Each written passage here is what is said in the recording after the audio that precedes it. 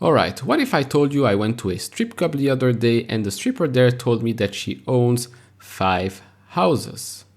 You would say I'm lying or I'm crazy. Well, half of it is true. One, I did not go to a strip club, and two, this is a line from the movie The Big Short. So in the movie, one of those guys there goes to a strip club and the stripper goes to them and says, I actually own 5 houses. How can a stripper afford 5 houses? Now, today with OnlyFans, maybe that is possible. But the point of this little story here is basically that this was the start of the huge financial crisis back in 2008. Now, Barcelona right now might turn into some kind of Lehman Brothers because they do owe other clubs millions and millions. But apparently that does not stop them from buying new players and spending big on those players. Now we all remember what happened.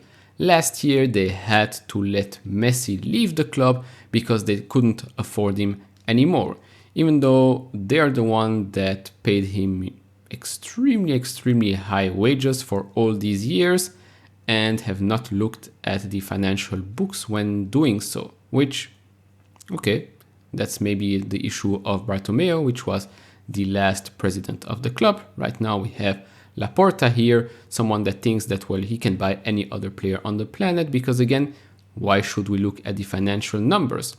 Now, back then, Barcelona also splashed the cash on players like Coutinho, on players like Ousmane Dembele, Frankie de Jong, which, by the way, they still owe Frankie around 17 million pounds.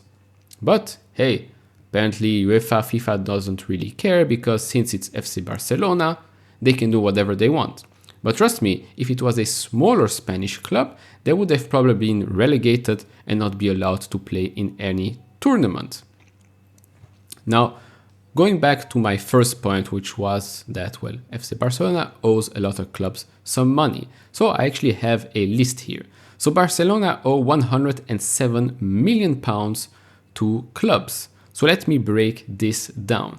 They still owe Liverpool 25 million for Coutinho, yes, still to this day, 14 million to Ajax, 8 million to Bordeaux, 8 million to Real Betis, 7 million to Grêmio, 2 million to Eibar, 204,000 to Villarreal, 6 million to Valencia, 7 million to Juventus, 8 million to Braga, 5 million to Atlético Mineiro, 212,000 to Real Valladolid, 1 million to Las Palmas, 1.7 million to Albacete or something like that, 3.9 million to Palmeiras, 28,000 to Sao Paulo, 804,000 to Bayern München, 62,000 to Deportivo La Coruña, and 4 million to Atlético Madrid. Now, if this was, let's say, your business partner or your own business, probably you would be out of business and your business partner would not be your business partner anymore, because this cannot go on. And obviously this is the amount they still have to pay today. Now with them signing Rafinha, maybe signing Azpilicueta, maybe Alonso, maybe Lewandowski, re-signing Ousmane Dembele, obviously that debt will grow and grow because those players need wages. And like I said, they still owe Frankie de Jong 17 million pounds. Now, I've read somewhere that they want to renegotiate and only give him 3 million. I mean, how is that even possible? Imagine you're a player, right? You really like Barcelona. And by the way, I already know that Barca fan will be in my comments saying, oh, you're just a Barca hater, blah, blah, blah. No. Well, yes, after what happened back in 2009, but doesn't matter for this video. If you're a Barca fan and you think this is normal, well, you're not a real fan. If Chelsea, my club, was run like this, I would not be happy either. Because why would I want people at the top manage my club so it goes to the ground? I mean, if this continues, maybe, who knows, maybe Barcelona will go bankrupt and will be relegated like other clubs we've seen with Derby County, for example. Financial problems, you're done, you go down, right? But since it's Barcelona, since it has that elite status, since, well, probably they have some people in high places and big sponsors so they can do whatever they want.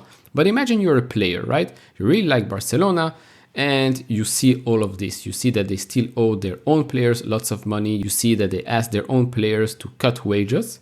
And you're like, does my contract make sense right now? Because it says here I'm going to earn 200K a week. But will they actually be able to pay those 200K a week? Good question.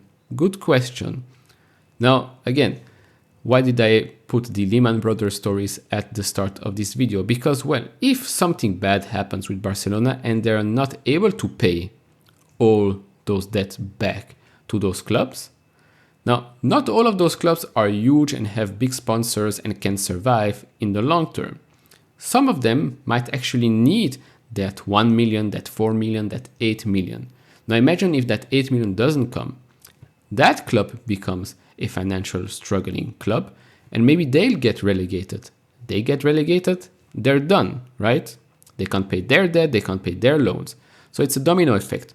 The big guy fails, like the banks, and it affects all the smaller ones one by one by one by one.